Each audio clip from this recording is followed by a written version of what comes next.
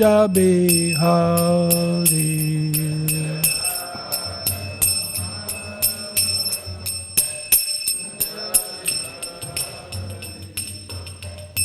Gopi Jana Vallabha Giri Bhagatari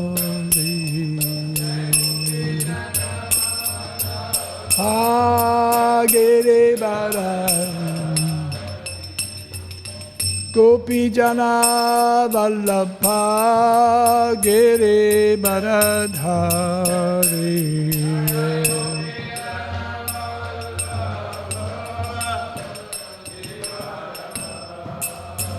Yashoda Nandana Braja Janaranjana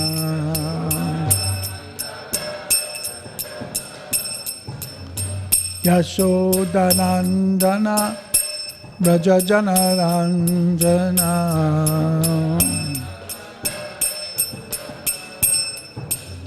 Jamuna Tera Vanachari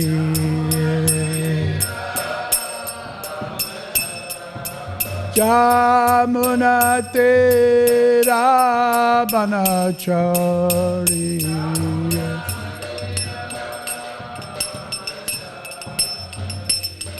Jaya Radha Madhava Kunja Bihari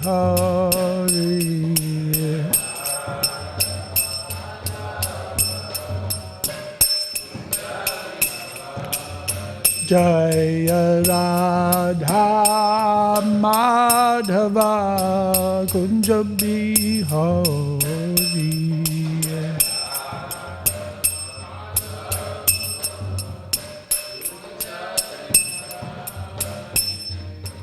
Tope Jana Vallabha Giri Bharadhari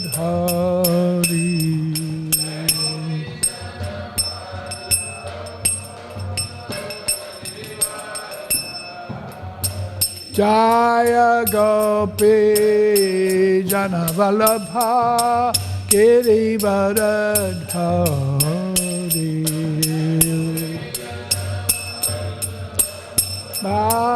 Giri Bharadha Yashoda Nandana Braja Janaranjana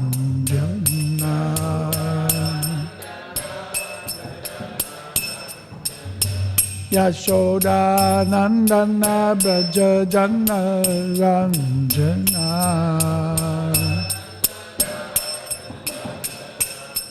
Jamuna Tera Vanachari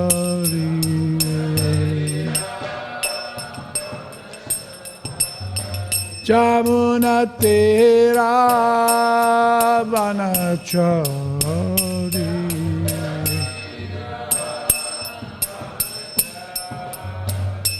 Jaya Radha Madhava Kunja Bihari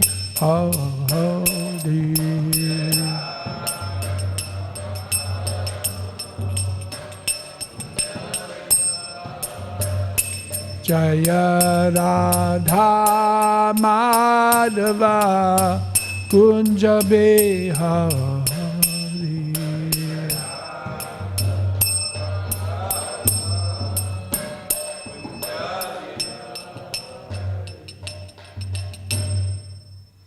Jaya Vishnupada Paramamsa Bharajikacharya Ashto Tarasarshi Śrīmad His Divine Grace A.C. Bhaktivedanta Swami Maharaj Srila Prabhupada ki Anantakoti Vaishnava Vrinda ki Namacharya Srila Haridas Thakur ki Prem Sagaho Sri Krishna Chaitanya Prabhu Nityananda Sri Advaita Gadadhara Siva Sadi Gaura Bhakta Vrinda ki Jai Sri Sri Radha Krishna Gopa Gopinath Syama Kunda Radha Kunda Giri Govardhana ke Sri Vrindavan Dham ki Sri Mayapur Navadvip Dham ki Sri Purushottam Chatra ki Sri Ganga Mai ki Jai Sri Jamuna Mai ki Jai Bhakti Devi ki Jai Tulsi Devi Maharani ki Jai Harinam Sankirtana ki Jai Kvantaraj Śrīmad Bhāgavatam ki Jai Shri Krishna Janmashtami Mahotsava ki jai. Shri Krishna Janmashtami Vratta ki jai.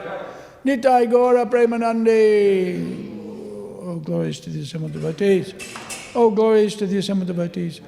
Oh, glories to the assembled devotees. Oh, glories to Sri Guru and Gauranga. Oh, glories to Srila Prabhupada.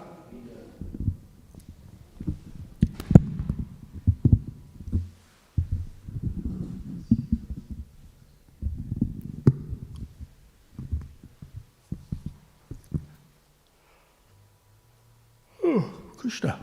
Om Namo Bhagavate Vasudevaya.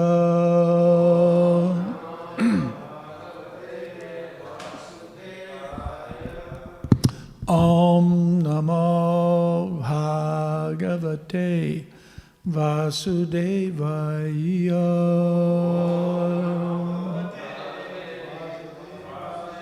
Om Namo Bhagavate Vasudevaya.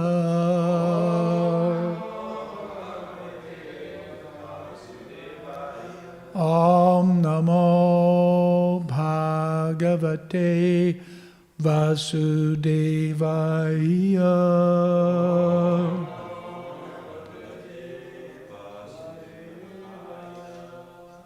We're reading from Śrīmad Bhāgavatam, Canto 5. The creative impetus, isn't it? Yes. 5th canto, the creative impetus. Chapter 19, which is the description of the island of Jambudvīpa. Text number 21. Is that right? Yeah. Okay. These are the prayers of the demigods.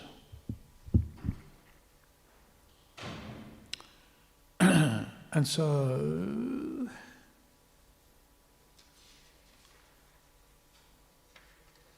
whilst previously we were reading prose, we actually now have a verse.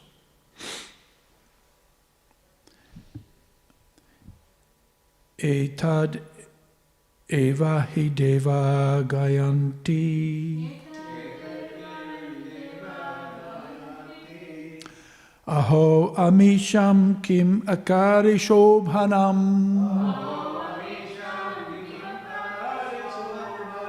prasanna esham sveduta swayam hari.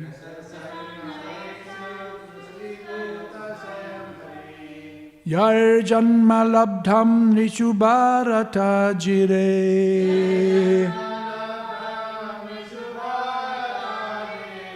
mukunda seva paikam spriha hinaha.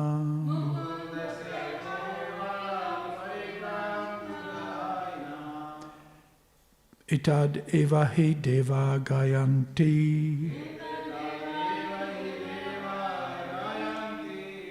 aho amisham kimakari shobhanam prasana esham svid utasvayam hari.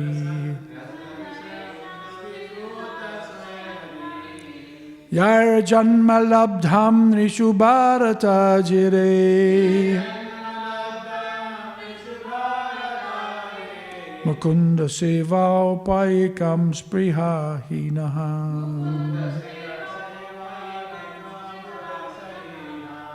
Ita deva hi deva gayanti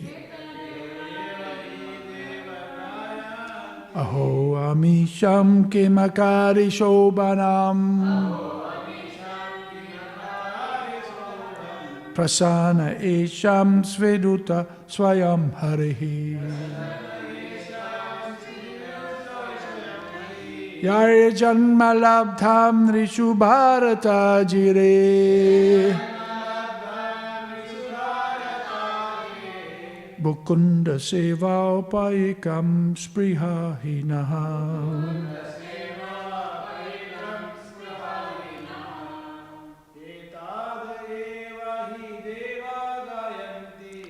Eta deva he deva gayanti. Aho amisham kimakari shobhanam.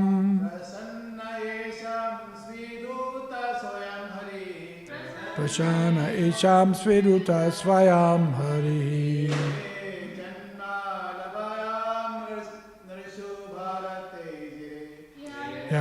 Janma labdam nishu bharatarjire.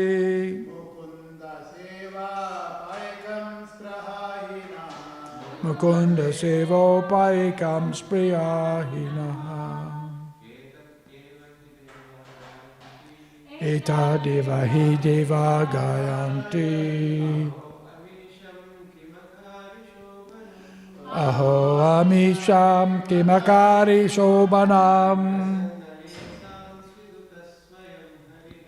Prasana esham sviduta svayam hari.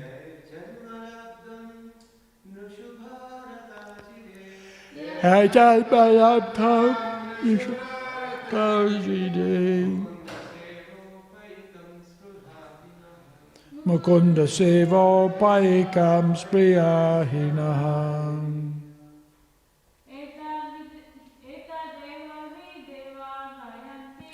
Eta deva hi deva gayanti.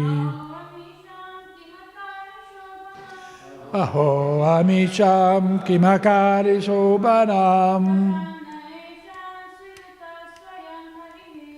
Prasana esham sviduta svayam hari. Jai janma labdham rishu bharatarije. Mukunda sevapayikam spriyahinaha. Etat, this, eva, indeed. He, certainly, devaha, all the demigods, gayanti, chant. Aho, oh, amisham, of these inhabitants of Bharatvarsha. Kim, what? Akari, was done. Shobhanam, pious, beautiful activities. Prasanna, pleased. Esham, upon them. Svit, or Ukta, it is said. Svayam, personally. Hari, the Supreme Personality of Godhead. Yai, by whom? Janma, birth. Labdham, obtained. Nishu, in human society. Bhaktivedanta, in the courtyard of Bharatvarsha. Mukunda, the Supreme Personality of Godhead, who can offer liberation. Seva upayikam, which is the means of serving. Spriha, desire. He, indeed. Naha, our. Since the human form of life is the sublime position for spiritual realization, all the demigods in heaven speak in this way.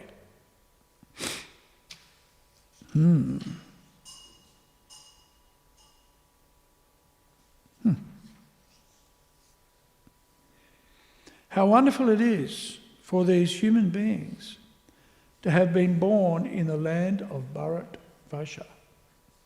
They must have executed pious sets of austerity in the past, or the Supreme Personality of Godhead himself must have been pleased with them.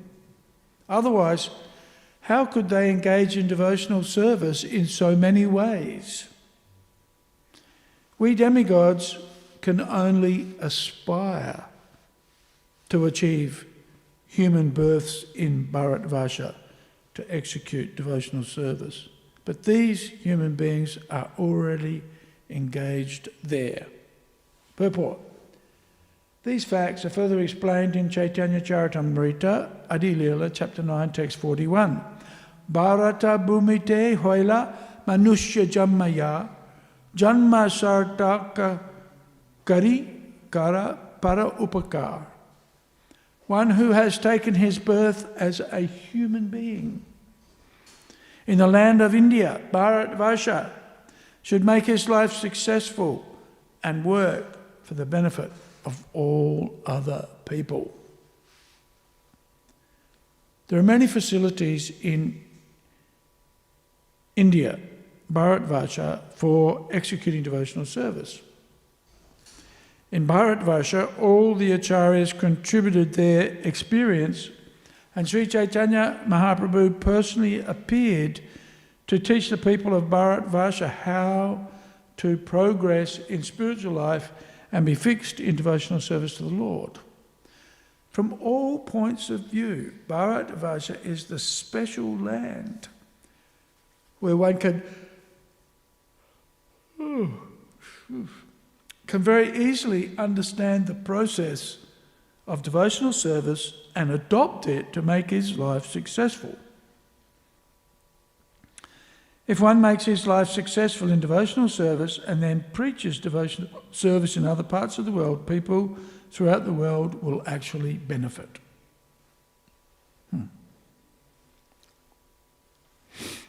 Om Jnana Timirandasya Gyananjana Salakaya Chakchurun Militam Jena Tasmai Shri Guruve Namaha Shri Chaitanya Manobishtam Stapitam Jena Bhutale Svayam Rupakada Mahiyam Tadatisva Padantikam Mukam Karoti Vachalam Pangum Langayate Garim Yat Kripa Tamam Bande Sri Gurum Dinataranam.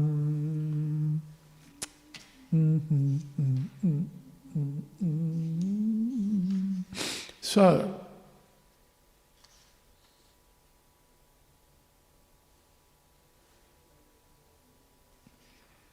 the demigods are praying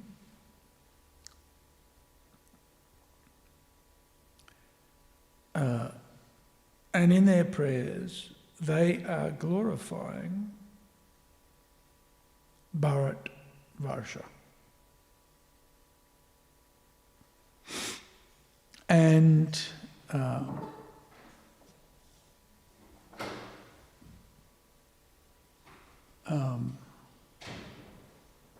they're appreciating the benefits of taking birth in the land of Bharata.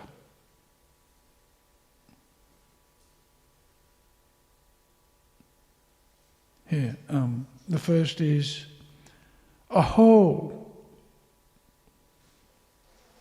Amisham Kim Akari Shobhanam. What? Aho is like, oh. Right? Aho, oh.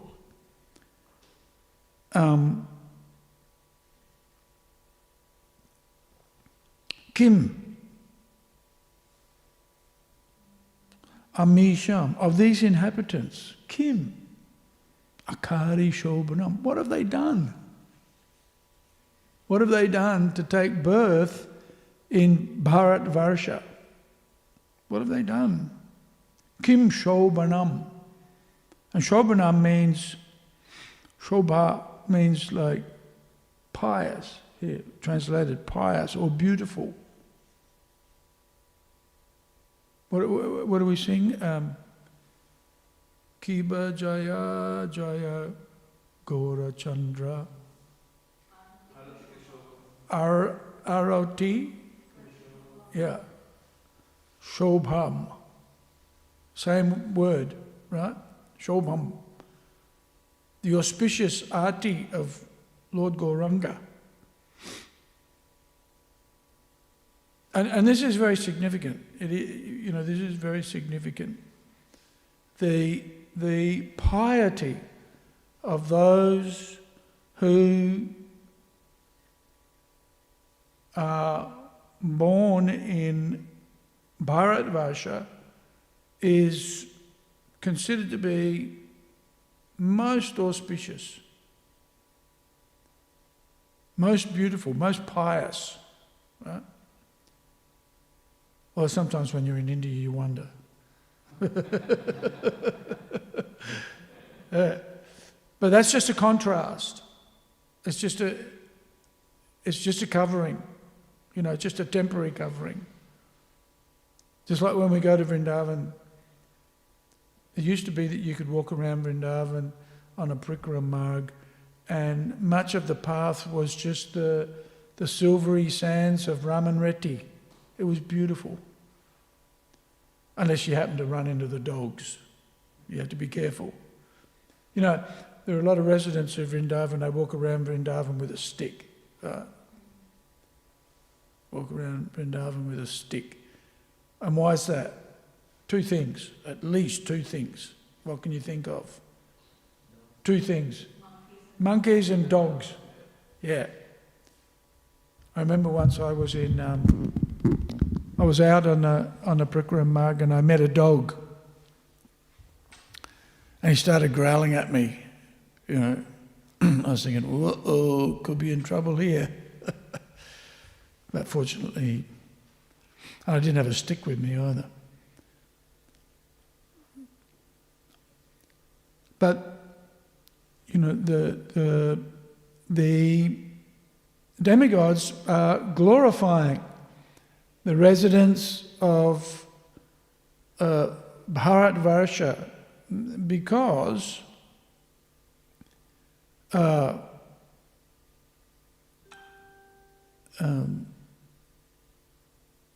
and what's the next line here? Prashana esham svit uta swayam hari. Right? Prasana esham svid utasvayam hari, which is they must have executed pious acts of austerity in the past, or, and this line, the Supreme Personality of Godhead Himself must have been pleased with them. So, really what's happening here is the demigods are praying. If only we could take birth in the land of Bharat, where the residents are so fortunate to have received the blessings, right? Pashana esham svid uta swayam hari, personally by the Lord, who's pleased upon them. Yari janma labdham rishu bharata jire.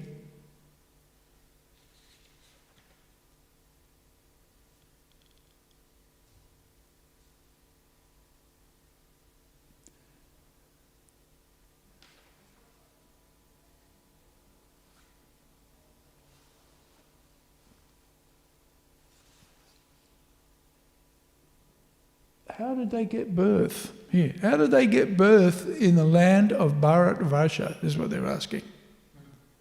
Right? How did they get that? What did they do?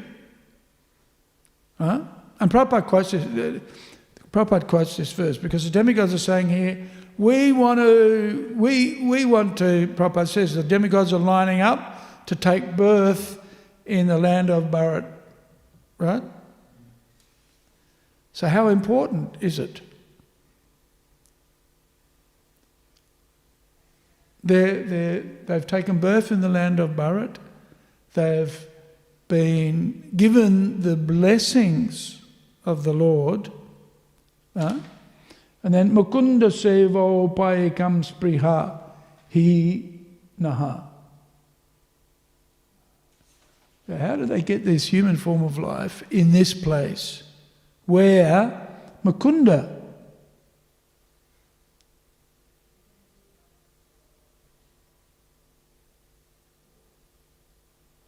gives them the opportunity to render devotional service effectively? This is what.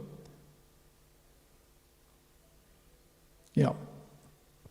We demigods can only aspire, right?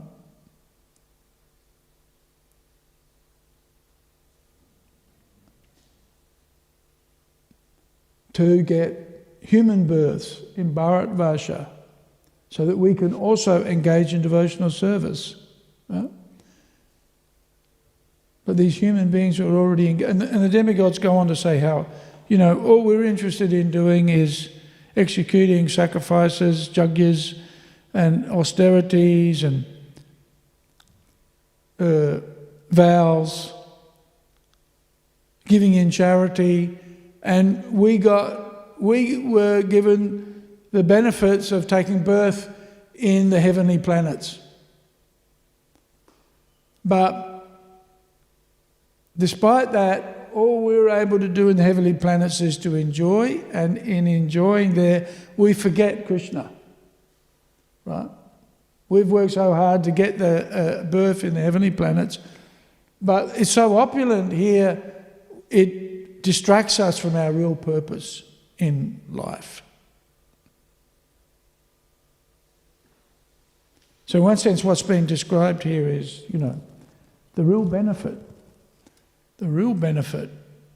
of austerity, the real benefit of giving in charity, of following vows, etc., is to actually take birth in the land of Bharata. Right?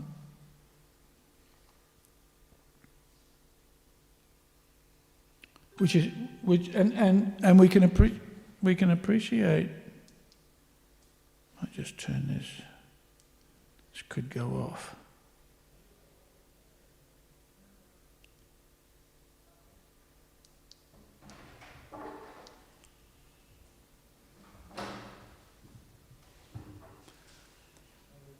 So,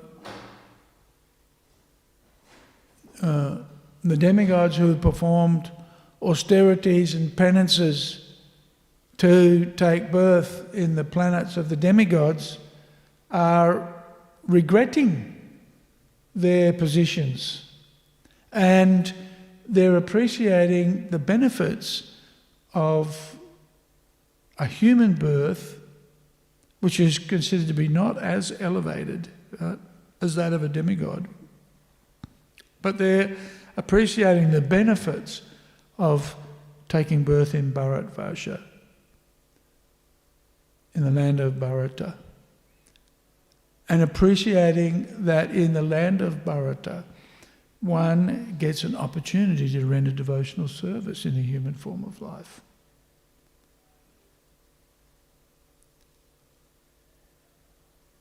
And we can appreciate, especially on a day like today, on Janmashtami, we can appreciate how fortunate we are, even for those who weren't born in Bharat Varsha, but who live nearby. We also got the opportunity, right? And really Krishna's mercy. Krishna appears in Bharat Varsha, in this particular realm of the universe, right? Bharat Varsha, this location where the demigods pray, oh, if only we could be so fortunate to take birth here. Prabhupada makes a comment that everybody in India is Krishna conscious, naturally Krishna conscious. And he says even the Muslims, in a class he's given, even the Muslims, naturally Krishna conscious.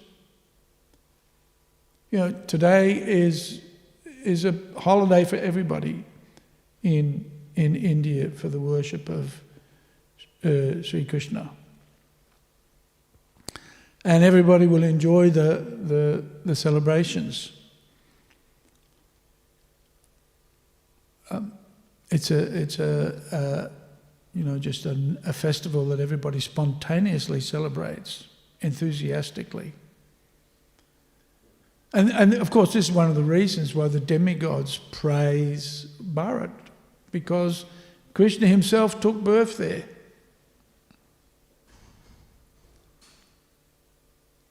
And much of the culture, much of the environment is just naturally geared to worshipping Krishna. Of course, as I mentioned, in the Kali Yuga, everything gets covered over and everything is turned upside down. So it's hard to appreciate these things sometimes. I remember in the, I guess it was in the 90s, was it? When the World Cup was being played, cricket, and you drive to Calcutta, you drive to Mayapur from Calcutta, and you see these huge big billboards, right? Huge billboards, and on the billboard is Ricky Ponting. I was like, what? I haven't seen a big billboard of Ricky Ponting in Australia. So, there is a lot of worship of cricket too. There's a lot of confusing elements of the culture. But if you analyse the culture and if you get to know the people and if you associate with the people, right, the natural aptitude, the natural inclination to render service to Krishna, to be a devotee, it's just inherently within the people.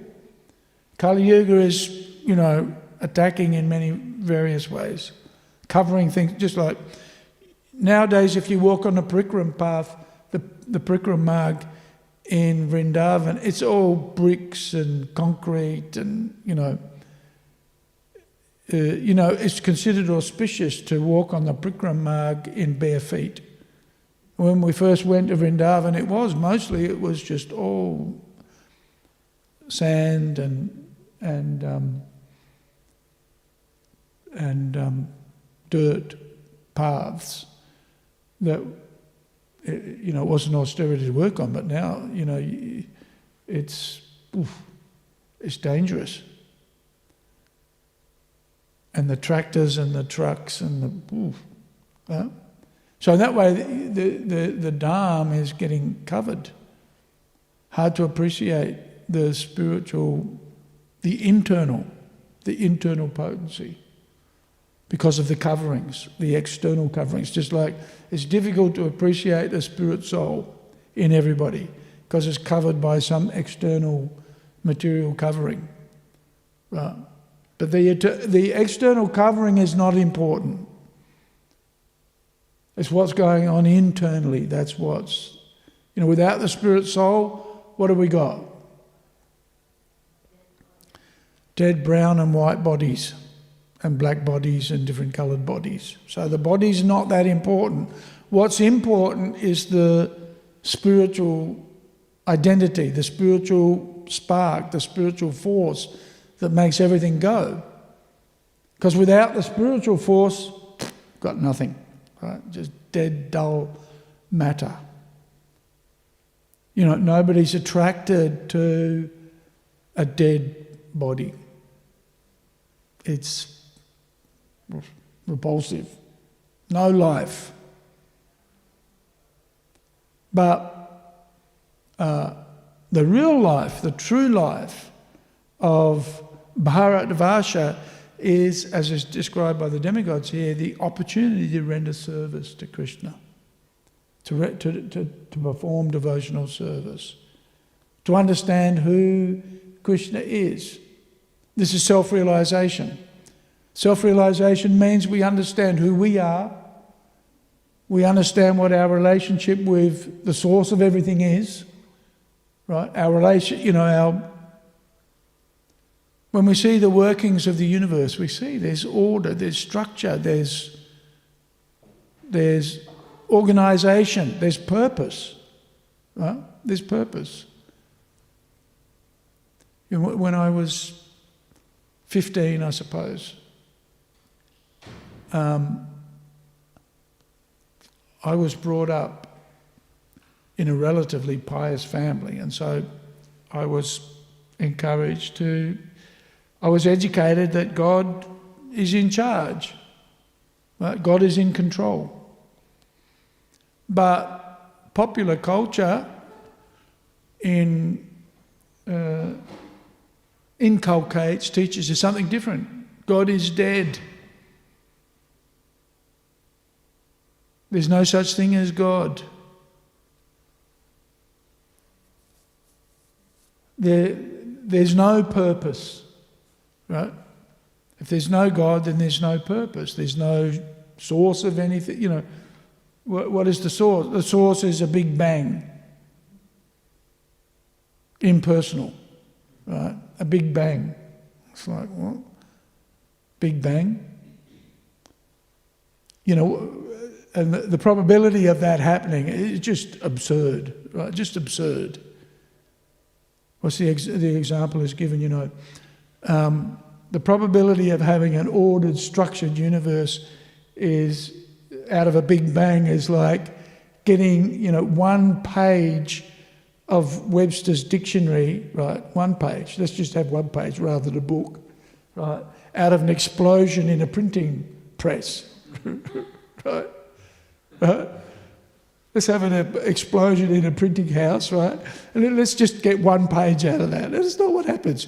When you get an explosion, what do you get? You get a mess, right? But this is the kind of philosophy, there's no God, there's nothing behind things, there's no purpose. Of course, this is very demoniac, right? Very demoniac.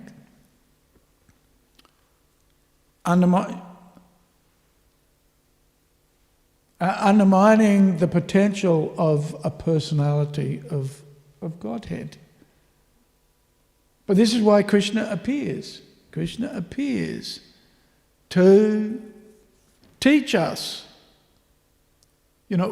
what the source of existence is. And this is what we get in the Śrīmad Bhāgavatam. We get a systematic, and this is really what we're hearing here, especially in this 5th canto of the Bhagavatam. We're hearing how the universe is structured, how it's ordered, what's its purpose. And we're hearing that from the demigods. Right? We're hearing this from the most elevated personalities in the creation. They're telling us what the purpose is, right? What our mission is. Our mission, as illustrated by the demigods, is to take birth in Bharatvarsha. Right? This is the most auspicious birth you can have. But of course, not to take birth in Bharatvarsha, the purpose of taking birth in the heavenly planets is to enjoy, basically. Right? But they're saying that's not the purpose, because simply trying to enjoy distracts you from the real purpose. This is Maya's job, distract the devotees from their real purpose in life, which kills the spiritual identity, the spiritual independence, the spiritual individuality, by becoming absorbed in material things, in material elements, in material nature. By associating with materialists, effectively, one's original spiritual identity will be covered over, will be lost. We'll lose the most important, we'll lose our connection with ourselves, effectively. So what they're saying is, no, the purpose is, and Krishna also appears, those who don't know really anything, they have a lot of learning, but they don't really understand the real purpose of existence. To cry or defame or deny the personality of Godhead.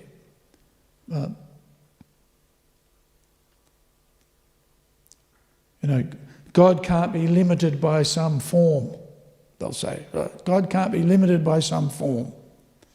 But Prabhupada says, what are you talking about? God's unlimited. He can have form and he can not have form. Right? He can do both. You can't say God can't have a form because that means you're limiting him. God must have a form. Right? If he's going to be a person, he's got to have a form, right?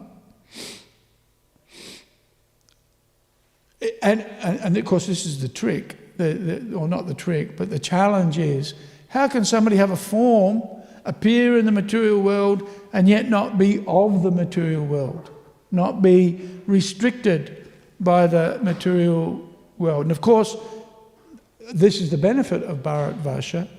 The benefit of Krishna's pastimes is that Krishna appears in order to demonstrate, yes, he has form, and that if you want to develop a relationship with him, then you have to perform devotional service. Bhaktya mama bhijanati. You can't know Krishna without rendering some service to him.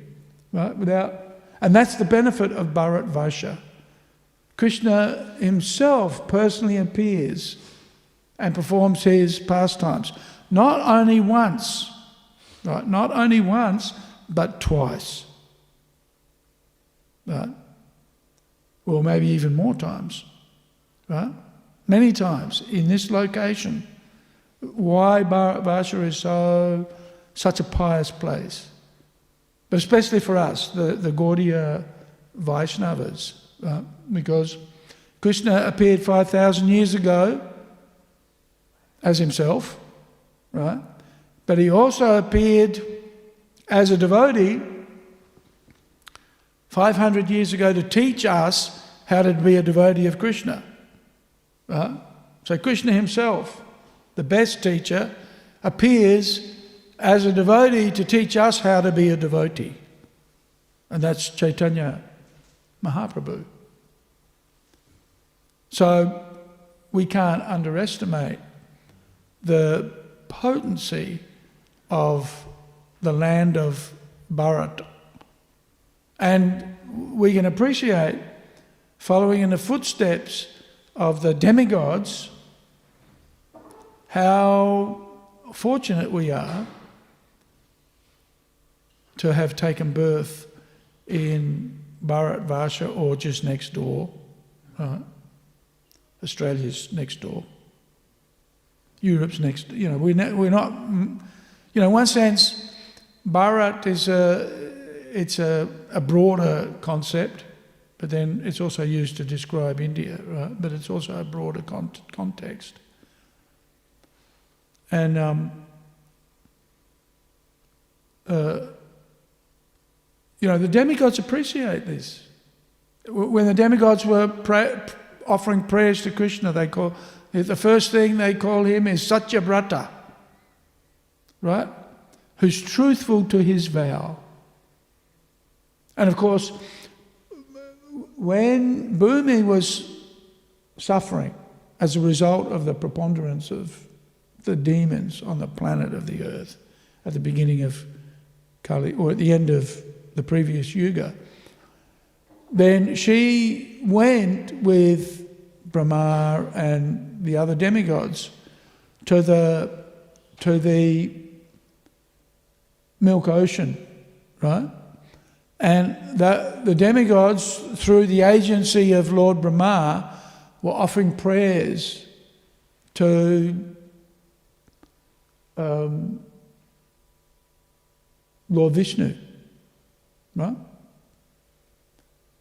They would have been offering prayers to who? The Jirodakashaya Vishnu, wasn't it? Offering prayers.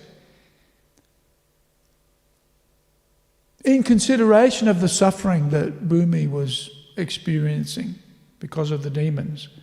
This is why the material energy, or the material, even the planets of Bharata, or the location of Bharata, was being stifled, and the devotees were being persecuted, actually, by the demons.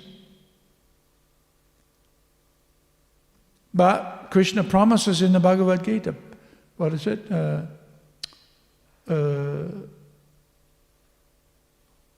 Yada yada hi dharmasya. You very often hear this in India, usually by a squeaky voice, right? Yada yada hi dharmasya.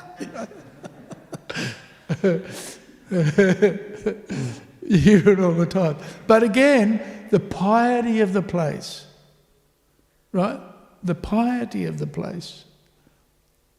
Just incredible. And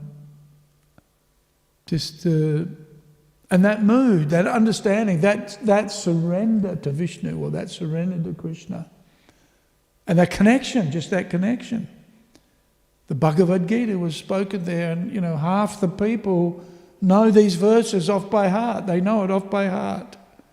Right? I remember staying in Vrindavan, Krishna Balaram guest house. This must have been 1989. When it was 1989, I attended the VIHE in Vrindavan, and it was the year when Achincharipa and I got to Vrindavan. Both our clocks had stopped. Our watches had stopped, right? And we didn't have an alarm clock, and so we had to tell our time by the ringing of the Krishna, Krishna Balaram Mandir. Prabhupada was very particular about the bell being rung on time, and I appreciated that at that time, because we had our sadhana sheets. You had to actually. Chincharipa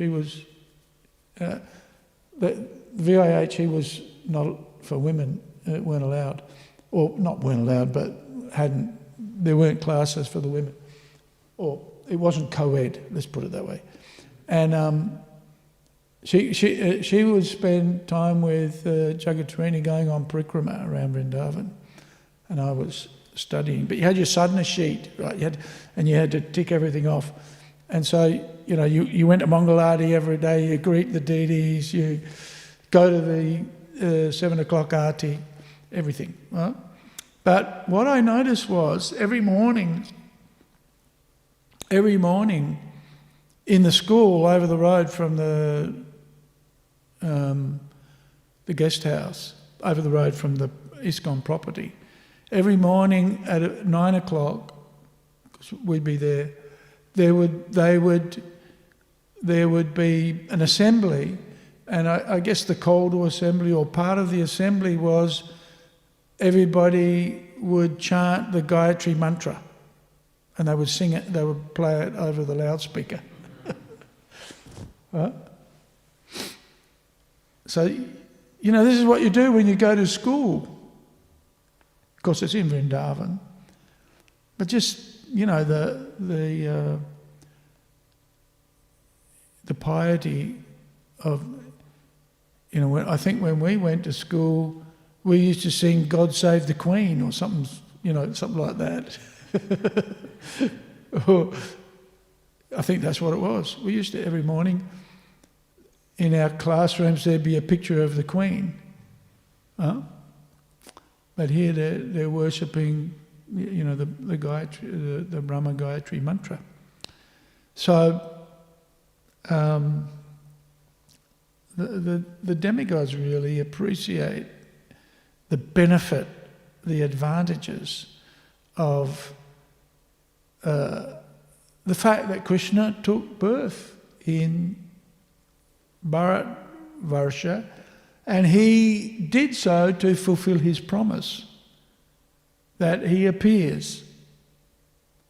Paritranaya sadhunam vinasaya chaduskritam dharma samstapanataya, to establish religious principles so that everybody could be liberated, everybody can be released from the influence of the material energy, and everybody can uncover their spiritual identity, that, who we are, what our relationship with Krishna is. This is the purpose of Krishna's to protect the devotees and to establish religious principles.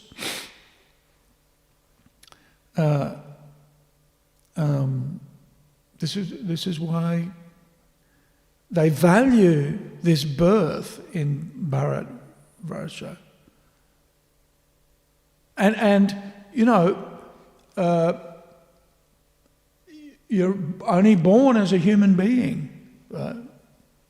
You're born as a human being, which is not that significant, I guess, in one sense, if you look at the potential of the demigods. So in relationship with the demigods, the human being is a pretty, especially in Kali Yuga, a bit of a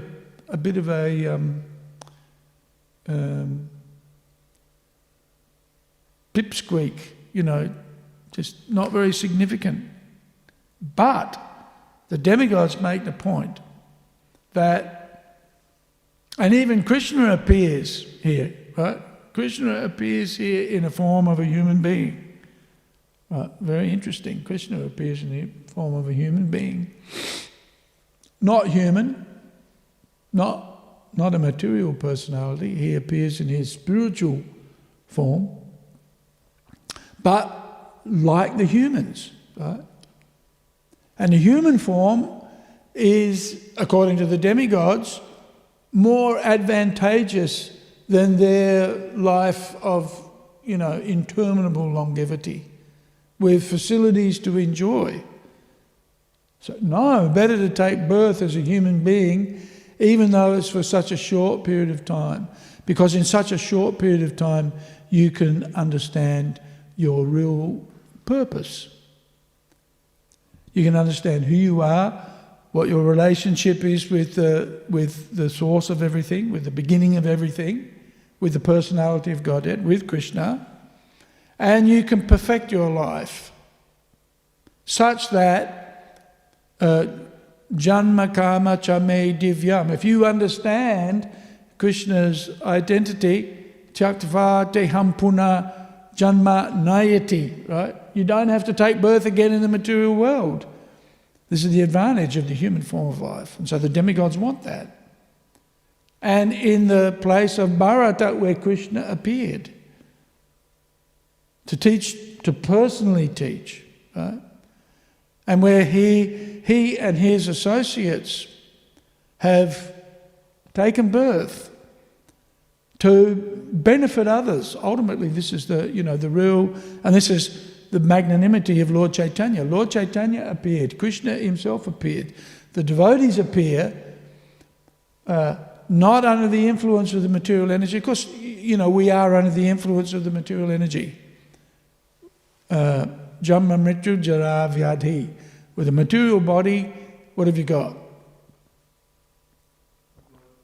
Like the other day, last Monday, I'd got sick of suffering this pain that I'd had in my back for like 2 weeks. So I went to the hospital and I thought I had something serious.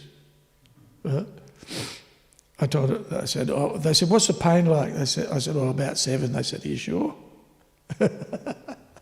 So, all right, about 5. But in reality, probably about 3. A man's pain is much more serious than that of anybody else's. And then what do I discover? Nothing serious, just old age, worn out discs in my back and got back pain, right? Which is a bit of a shock for me because I've only ever felt young up until now. And sometimes you see old people, they get up and they kind of like, And they suffer that all the time. So what have we got to look forward to?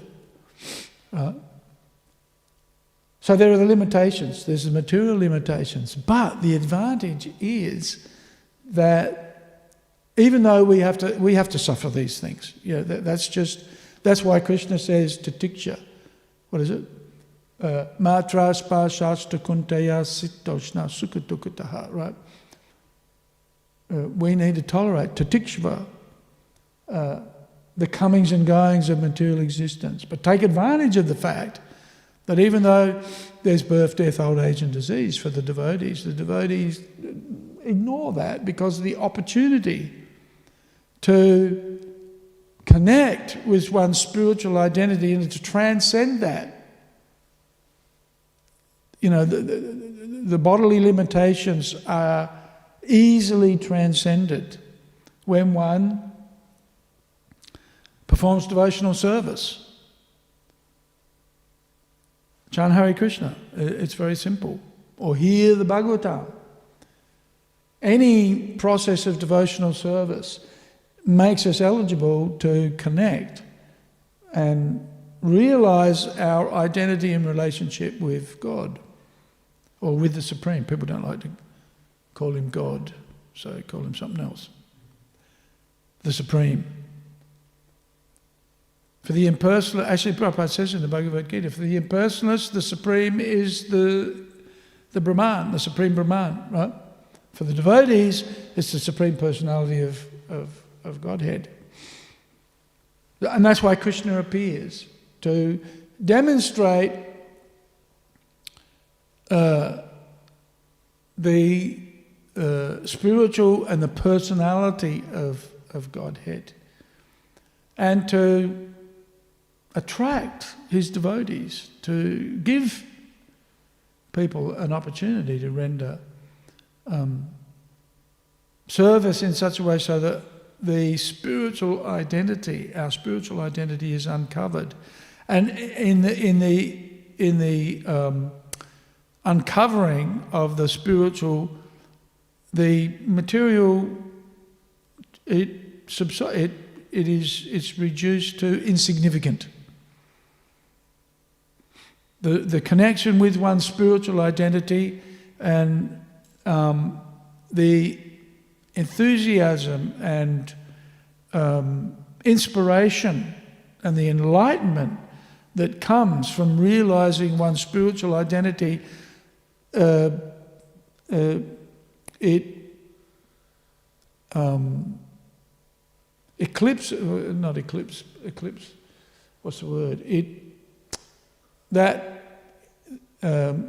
enlightenment, it destroys the influence of the material energy. Most people are fearful of dying, but a devotee is not scared of dying, right? Because he knows I don't die. I'll go to sleep for a little while and then I'll wake up and I'll hopefully take birth in the Royal Women's Hospital in Melbourne in a family of devotees. And get an opportunity to perfect our lives again in a human form. And if that's not the case, that could be your worst option. Best option is you could take birth again in that place where Krishna is performing his pastimes. This is what Prabhupada explains in the Krishna book, right? And that's the benefit of understanding or even getting an opportunity to enter into Krishna's pastimes. The importance of Krishna's appearance is for us to get that opportunity to reconnect with the spiritual, which completely annihilates the material influence. Chanting of Hare Krishna, hearing of the Śrīmad Bhāgavatam. This is all manifestations of perfection, which is appreciated by the demigods. So, The demigods appreciated Krishna's Satyabrata. He always fulfills his vow. And especially in this corner of the universe, if you like, Krishna appears. Not only once, but twice. First as Krishna himself, but then Krishna as a devotee of himself, which is quite amazing for us because, we're only 500 years, only 5,000 years after the appearance of Krishna, only 500 years after the appearance of Lord Chaitanya, and only 125 years after the appearance of Srila Prabhupada, right?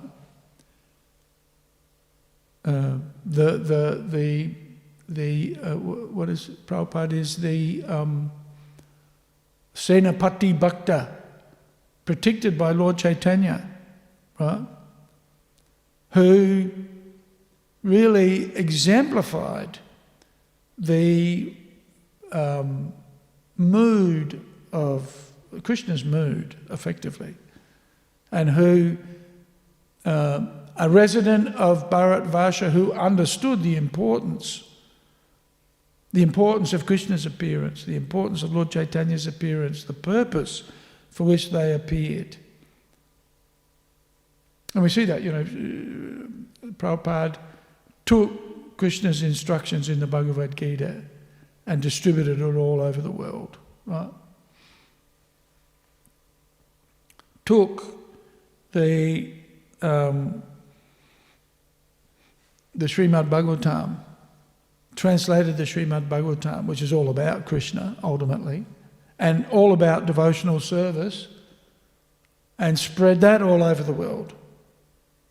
But then not only that, took the Chaitanya Charitamrita, which is all about, how devotees behave effectively as members of, as followers of Chaitanya Mahaprabhu, and has spread that all over the world. So it's interesting. We can follow in the footsteps of the demigods by glorifying Bharatvarsha. But why glorify Bharatvarsha? Because Krishna appeared here. Lord Chaitanya appeared here. Devotional service is practiced here such that in a short period of time, in this lifetime, within 100 years or less, one can perfect the purpose of all existence by reawakening our spiritual identity. So we're very fortunate. We can understand the science of, what to do, what not to do. This is the yama and the niyama of bhakti, if you like. And how to engage in spiritual life and make progress, and make real, tangible progress in the association of devotees. And give it to others. This is really, Krishna says at the end of the Bhagavad Gita, there is no one more dear to me than he who distributes this knowledge of the Bhagavad Gita to the devotees. Well, so that's our business. And of course, on a day like today, we get an opportunity to appreciate the value of devotional service, the value of Krishna's appearance, the value of service, even though we're restricted somewhat. We can still render service wherever we are and still get the benefits, right? We're fortunate because we can come to the temple, but not everybody can come to the temple. But even when I can't come to the temple, I just turn on the, open up my iPad and go to YouTube. Now that can have the most disastrous of consequences, right? Because YouTube is pretty much the purveyor of everything material in the whole creation, practically speaking. But the real benefit is you can open it up and connect to Radha Ballabha in the morning, if the devotees have bothered to turn it on properly.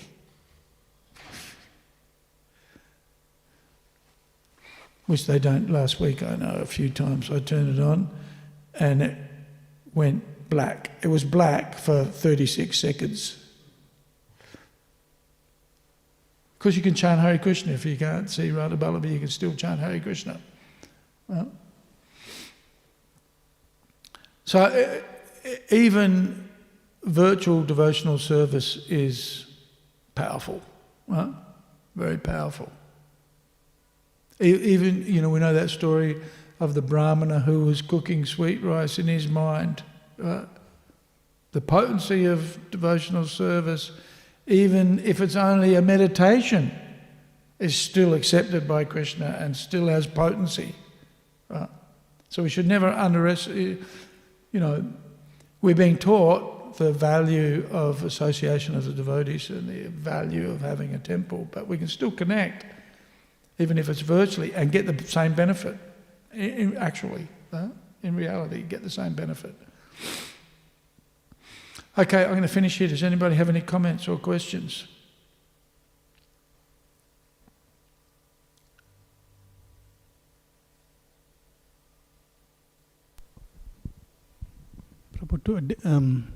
These devatas are glorifying so much about those who take birth in Bharatavarsha. What about those who are born in Bharatavarsha but left Bharatavarsha and settled other places? What about them? What about them? Well, the ones that I associate with are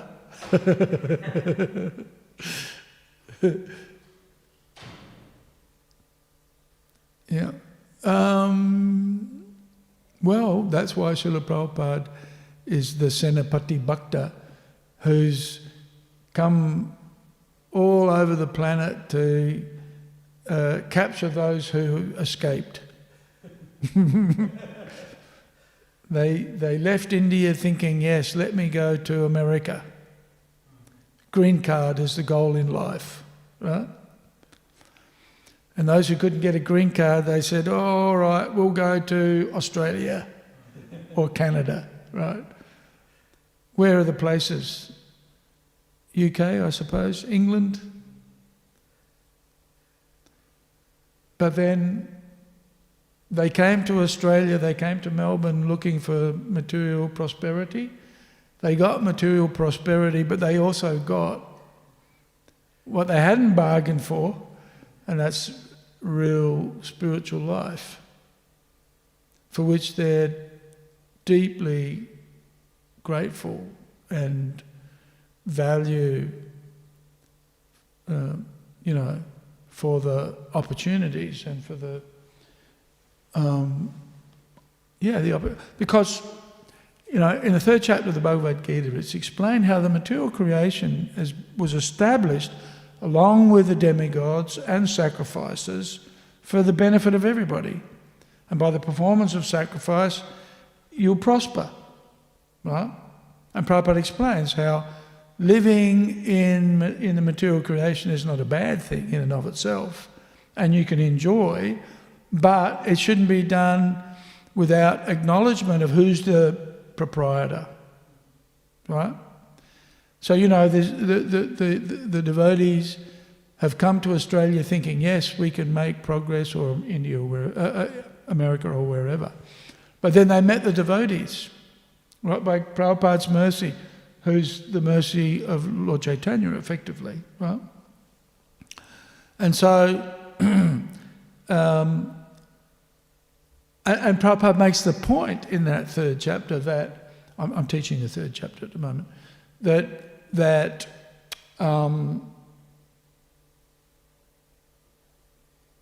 material prosperity is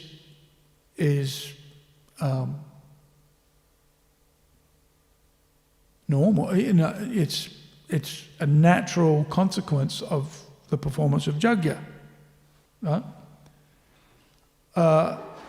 And if one takes to Krishna consciousness, there's no need to worship the demigods, because the whole purpose of the demigods is to serve Krishna anyway, right?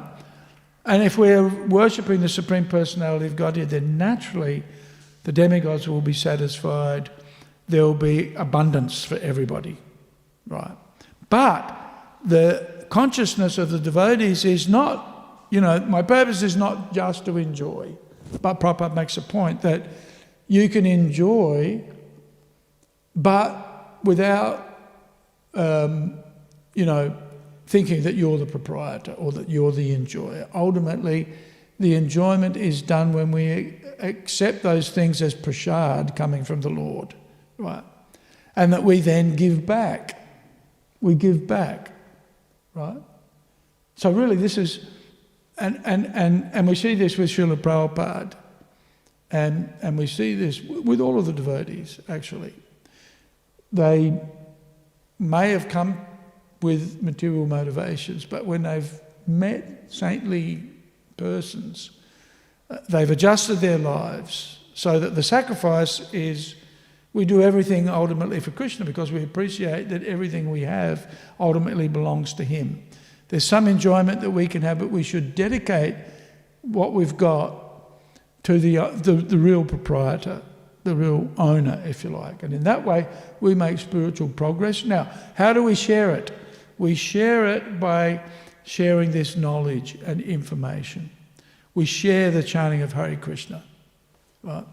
The ISKCON devotees get criticised. Oh, you become an ISKCON devotee, all you do is become a bookseller, right? You're not really engaged in bhajan, right? You're not really engaged in, connecting yourself with Krishna. But, of course, Prabhupada explains this whole distribution of transcendental knowledge, this whole purpose behind distributing books is to give people an opportunity to reawaken their identity with, who they are and their relationship with Krishna. It's all about, your relationship with Krishna, reminding people, Chief Jogo, wake up, you're sleeping in the lap of the witch called Maya. Reconnect with Krishna, chant Hare Krishna. So, okay, yes, we are book distributors, we are interested in money, right? But on Krishna's behalf. It's not a material thing, right? We have to manage temples, but what are we doing it for? Feed our own bellies? Well, yes, in part, yes. But we feed a hell of a lot of other people as well. Right? We know we'll automatically get fed, right? Or there'll always be a roof over our heads if we're serving Krishna. We'll always get looked after, but that's not why we do it. We have to take care of those things, right? Do you worry about money? Sometimes. I bet you do.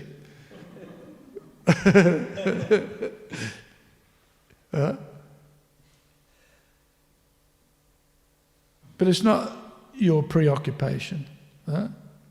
We're devotees. It's part of our service. It's part of your service to look after your family. Right? It's a part of you and your wife's service to look after your two lovely daughters. That's your service. Right? And that's not material, actually. When we make people devotees, we're connecting them with Krishna. And this is Prabhupada's mood, right? Prabhupada didn't encourage us to become bhajananandis, go to Vrindavan and just cultivate our relationship with Krishna, which we can't do anyway. Right? We'll just fall down, and you'll sleep and think of sense gratification. The history teaches us these things. Right? But preaching and book distribution and managing all of this is meant to give others an opportunity to connect to their spiritual identity and to connect with Krishna. We do it because we met the devotees And in the process of meeting the devotees, we met Krishna and Krishna's service, such that we don't like to do anything else. You know, we might get in a bit of mire and get distracted by things, but that's superficial to actually rendering service. There's no higher taste, right? So when the devotees that came from India meet the pious people, came from India, you know, they got a bit distracted with their PhD or whatever, MSc, MEng, right? Infosys, Westpac, NAB, whatever. Right? But they met the devotees, and then all of a sudden they became devotees. Right? So that's why Lord Chaitanya, there's that quotation by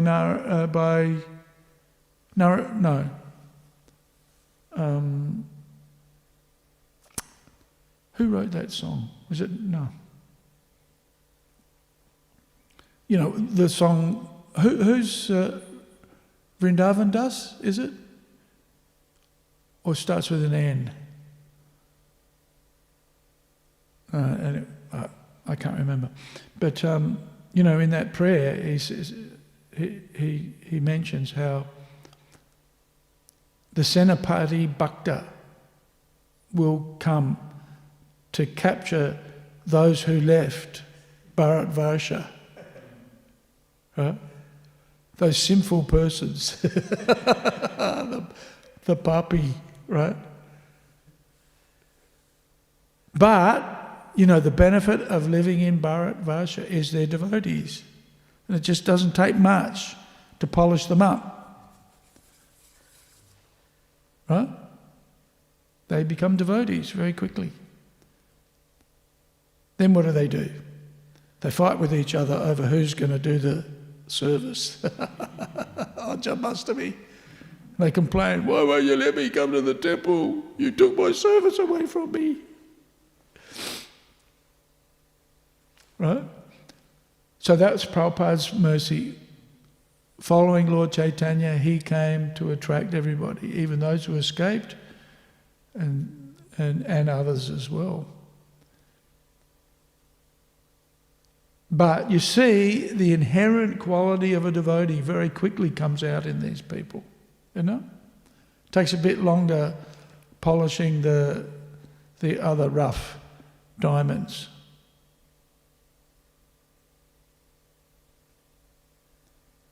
It takes a bit longer. But even they, over time, with a good bit of polishing, come up good too. By the association of the Prabhupada. All of us ultimately by the association of Srila Prabhupada. Right? And this is the thing, you know. Prabhupada's disciples were not Vedic scholars. They weren't Brahmanas, you know, in the cultural sense of the term, like we see with pious people in India, right?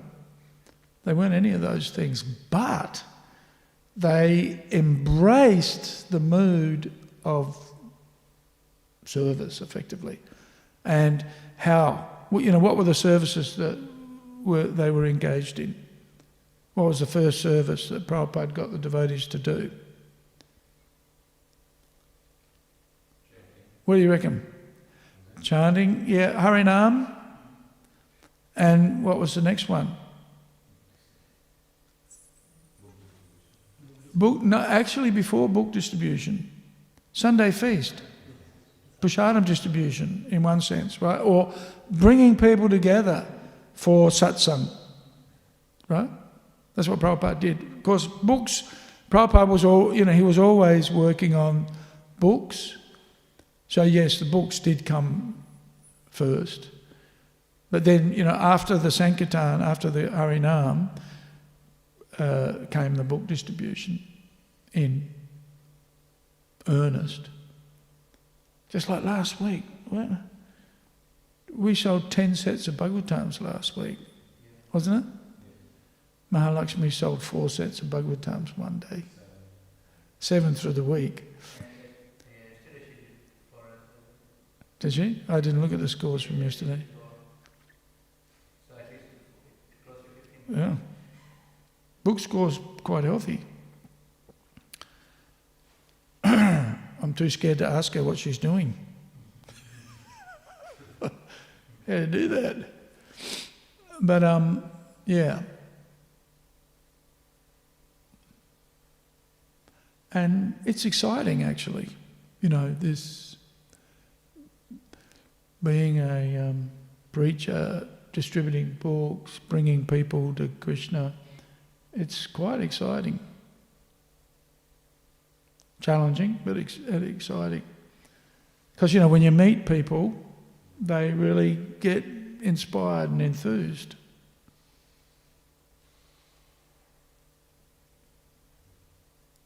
Despite the toughness of their situations. I'll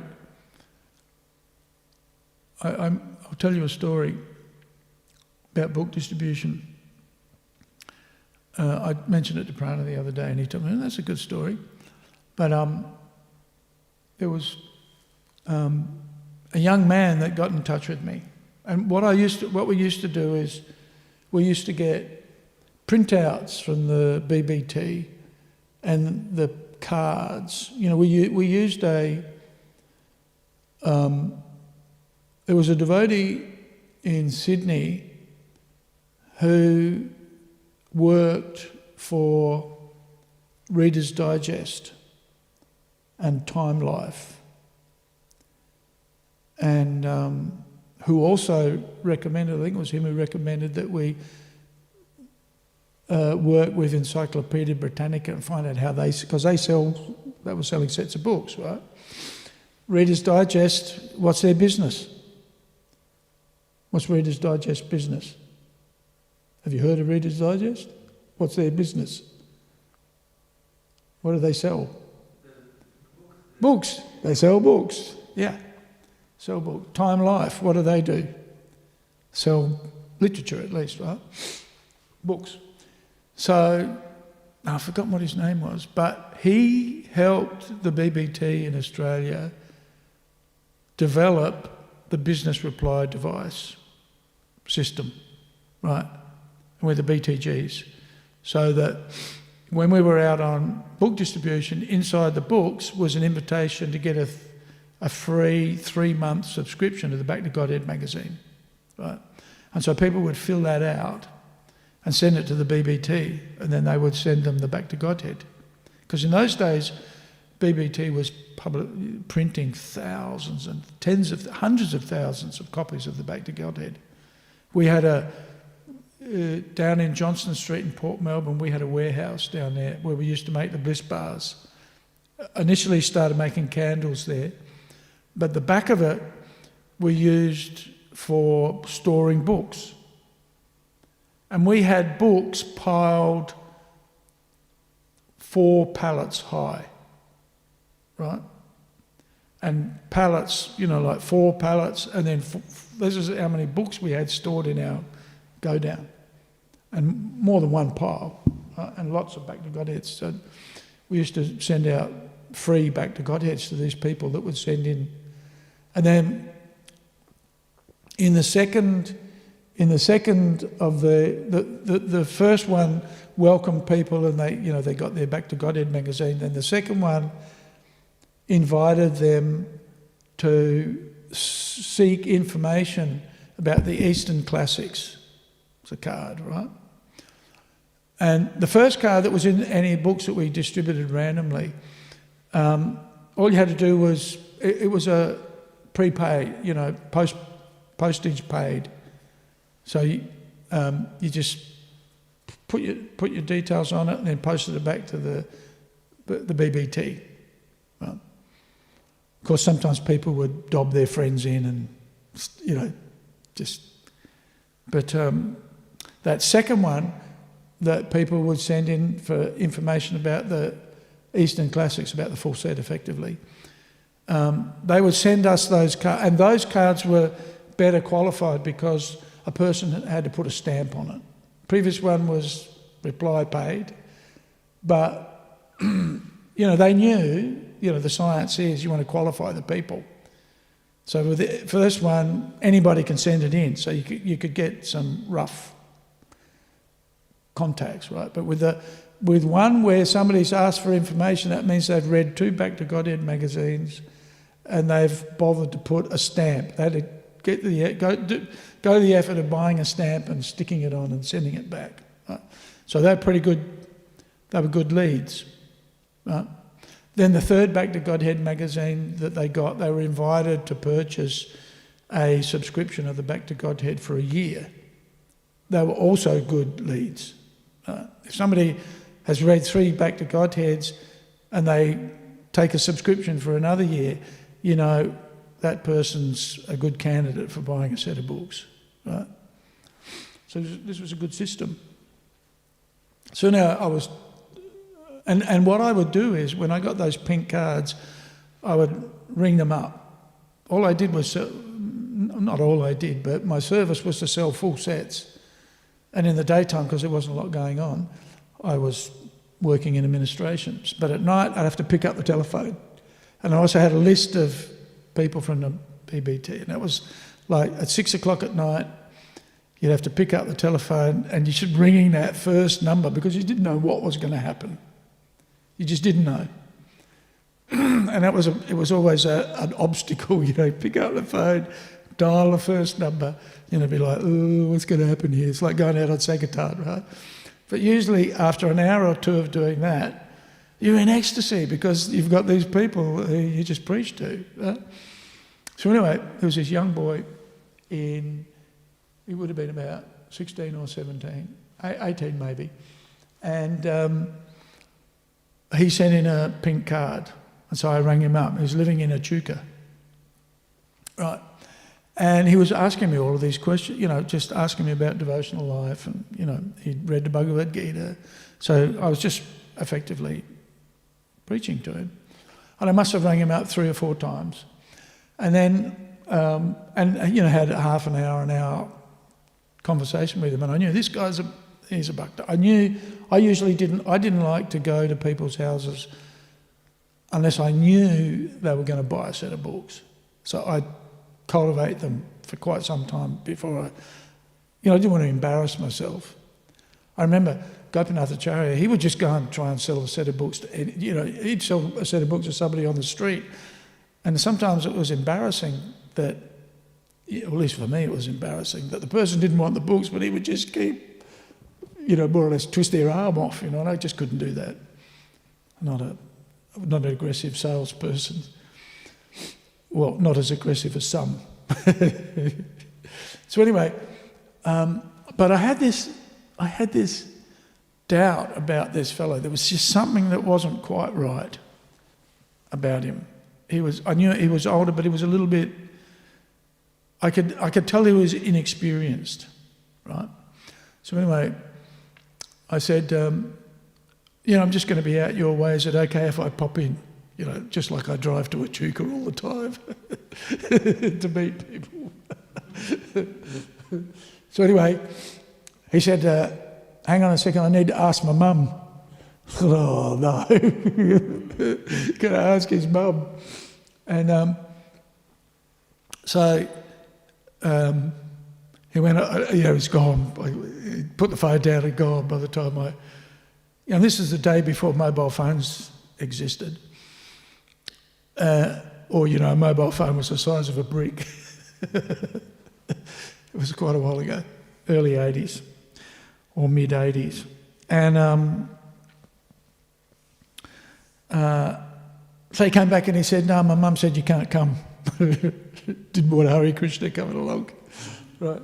So I had to think quickly. I thought, oh no, this guy's a real bhakta. So what am I going to do? But I said, look, tell your mum that I'm just going to come in my civilian clothes, so nobody will know that I'm. I figured she didn't want neighbours to know that the Hare Krishnas were turning up at her house, right? So I said, tell your mum I won't come as a bold Hare Krishna in my robes. I'll just come in my civvies. So he went and told his mum, oh, he's not going to come as a Hare Krishna. Right? And she said, yeah, it's okay. So I thought, whoa, okay. So anyway, I drove out to Echuca and, you know, at the time I was supposed to go and see him, I went to see him. And I think his brother or sister came to the door. And I said, I want to speak to whatever his name was. And I forgot, so long ago, I've forgotten his name. And they said, sure. And then he came to the door. And then I got a shock because, and then I realised why, you know, he was, how he was. And he only had one arm, right? And on his right arm, he had one thumb and a toe, right, on what was left of his hand, right? So obviously had gone through a lot of suffering in his childhood, right? And as it turned out, his father was a train driver, right, in the yards. And for some reason, he'd taken his son to work with him, right? And they were loose shunting carriages, you know, to build a train, right? And the boy had been on one of the carriages and the carriage had taken off and it was going too fast. And his dad had told him, jump off, right? But he jumped off and he fell under the carriage. And it took off his, I can't remember if it was his left or right arm, and all the fingers off of his other hand. Right? Talk about suffering. Right? Got the human form of life, but then you lost all your facilities to enjoy, at least your hands. Right? And so they amputated a toe off of his foot and put it where his little finger was, so at least he could pick things up. He could pick up Prabhupada's books. So anyway, he purchased a full set of books, and was on our mailing list for a long time. Might even still be on it. Might even still be on our mailing list. I didn't keep contact. I probably should have a look.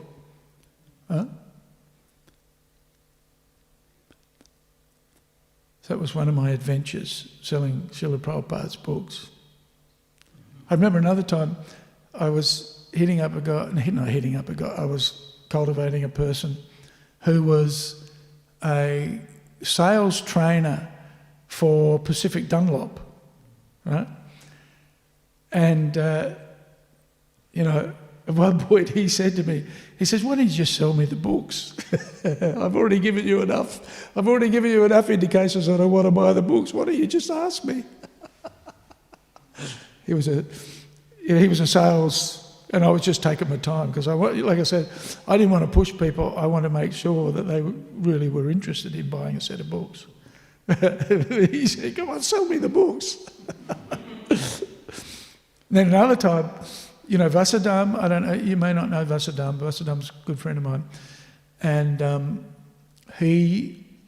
when he came to the temple, I remember ringing him up and talking to him. And then when he came to the temple, I showed him the pamphlet, you know, of the Eastern Classics, and he just sort of said, yeah, I want to buy one of those. He says, I want those books. So some people, you don't have to sell at all. They just say, yeah, I want them, give them to me. So anyway, this is our preaching.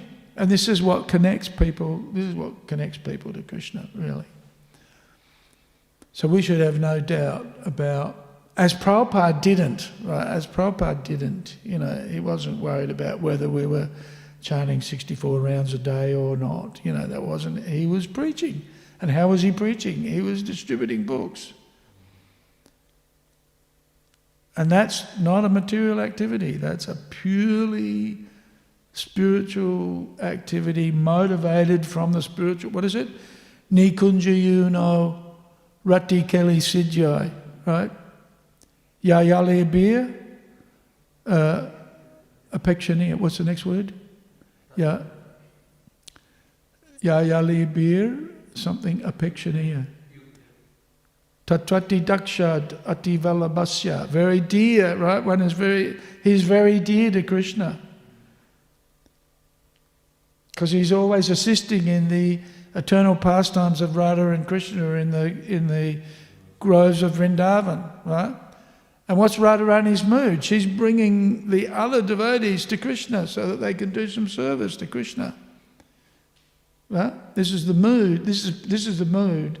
This is the mood of our Gaudiya Sampradaya, coming from, who wrote that? Vishwanath Chakravarti Thakur wrote that, right? And that was Prabhupada's manifestation of that rendering of service to Radha and Krishna in the groves of Vrindavan.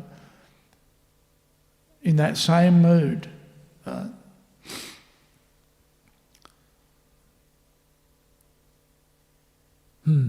Okay. Is that okay? Did I answer your question? Did I answer your question, Brajraj? No? Yeah, very funny. I'm not impressed. But yeah, distributing books, distributing prasadam, distributing the holy name, and doing it systematically in a coordinated way as a community. Right? We're a preaching community. We work together to preach.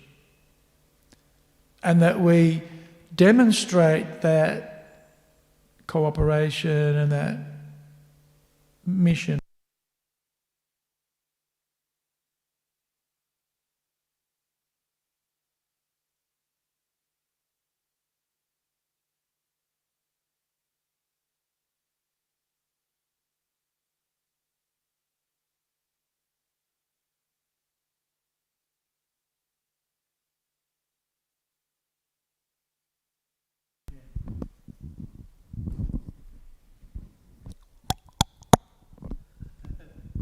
Yeah. So, it's not so loud, but, you know, that's what we do. You know? And that, you see, that's a challenge. It's a challenge for the devotees coming from India because, you know, being foreigners and Johnny-come-latelys, there's there's a what do we call it? There's a natural reservedness, right? Natural reservedness. But we see with the devotees who make advancement and become purified, they soon work it, you know, they soon fit in to that mission of Prabhupada's, which is, you know, take birth in Bharatvarsha, but then take advantage of it and give it to others, right? Give it to others.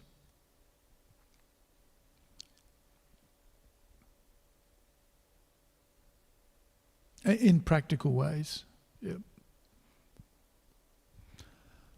You want to make a comment, Gopa? Mamahan? No? What about you? No? Okay, Grantaraj Śrīmad Bhāgavatam ki jai, Sri Krishna Janmastami Mahotsava ki jai, Srila Prabhupada ki jai, Gaura Bhaktivinoda ki jai.